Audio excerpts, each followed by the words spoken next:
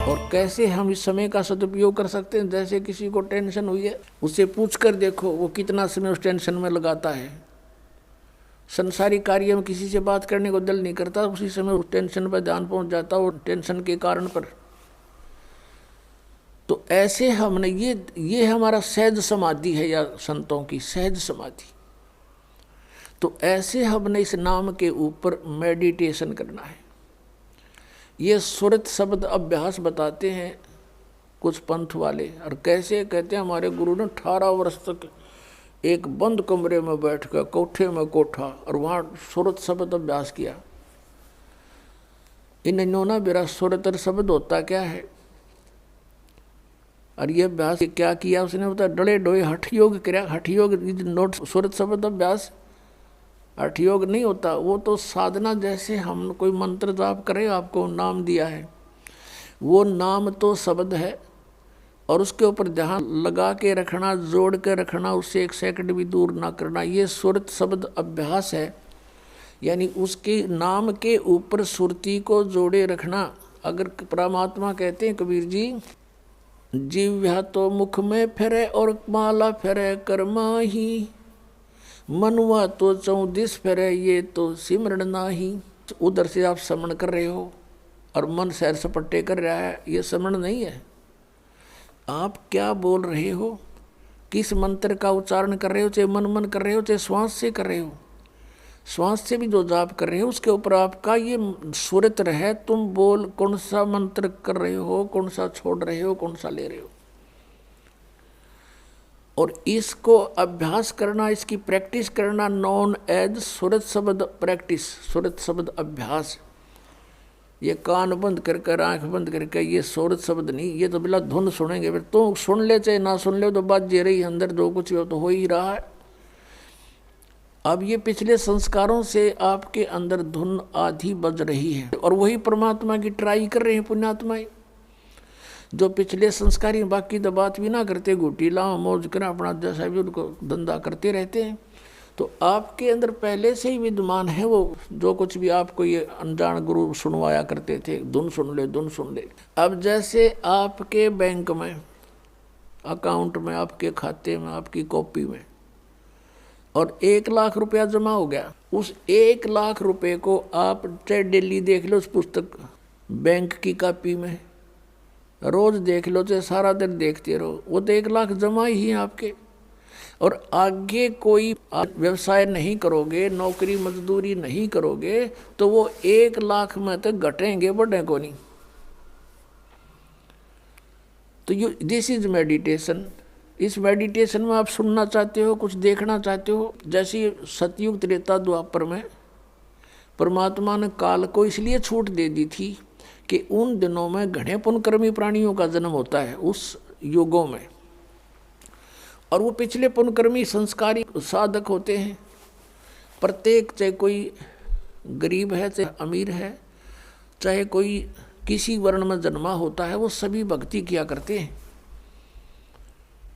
उन युगों में। और उनका ध्यान लगता है, मेडिटेशन लग जाता है 1 सेकंड में। और व्हाट इज मेडिटेशन? मेडिटेशन है क्या उनका?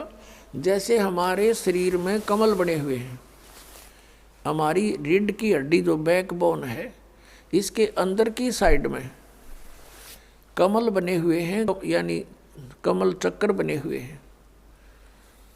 जैसे एक टेलीविज़न के अंदर चैनल होते हैं, और जो भी चैनल ऑन कर दिया जाता है तो उस चैनल में जो कार्यक्रम दिखाई देता है वो कहीं और स्थान पर विद्यमान है, और वहाँ से रिले होकर के वो सिर्फ दिखा रहा है कि ये चैनल में वहाँ ये कार्य हो रहा है।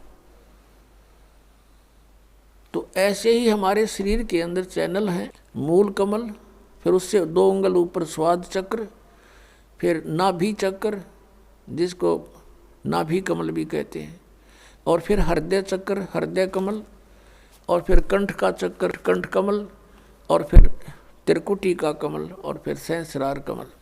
तो इस प्रकार हमारे शरीरों में चैनल बने हुए हैं, कमल है। और जो साधक होते हैं पुरकर्मी प्राणी, वही परमात्मा की खोज में कोई प्रयत्न करते हैं। तो पहले युगों में प्रत्येक व्यक्ति की समाधि लग जाती थी, मेडिटेशन हो जाता था।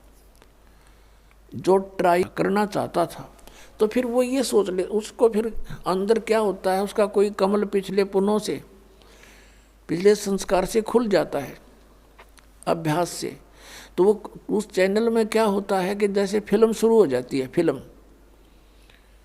एक मूवी शुरू हो जाएगी, उस चैनल पर जहाँ से प्रोग्राम आ रहा है वो सारा दिखाई देना शुरू हो जाता है। कोई नाच रहा है, कोई गा रहा है, कहीं राजा की सवारी आ रही है, जैसे फिल्म चलती है। कहीं झरने बह रहे हैं, कहीं फलदार वृक्ष नजर आ रहे हैं, कहीं फूलों की बहुत लंबे चौड़े बाड़ी है, बगीची है। तो वो सारा कुछ देखता रहता, कहीं गाने हो रहे हैं, कहीं अप्सराएं नाच रही हैं। तो मेडिटेशन करने वाले जो साधक होते थे तो यो मन वैसे ना टेकने दे, उनको 10 मिनट भी ना बैठने दे। ये तो कई कई घंटियां बैठे रहा करते, कई वर्षों तक बैठ जाते थे। अब अंदर यू बाहर की वस्तुओं से इस मन को अधिक अट्रैक्टिव चीजें अंदर दिखाई देनी शुरू कर देती है। इसलिए ये फिर वहां धक्के खाता रहता, उस देखता रहता उस चैनल पर मूवी को। ना ये सिमरण करता, सिर्फ बैठ के हठ योग हो गया, इस तप बन गया। तप से राज प्राप्ति होती है, तप से राज मदमानम, और जन्म तीसरे फिर शुक्र सवानम। 2.5 घंटे सुबह बैठ कर ये के ढूंढेंगे भगवान को, ये सिर्फ मूर्ख बनाने वाली बातें हैं। नीम हकीमों का ये तरीका है।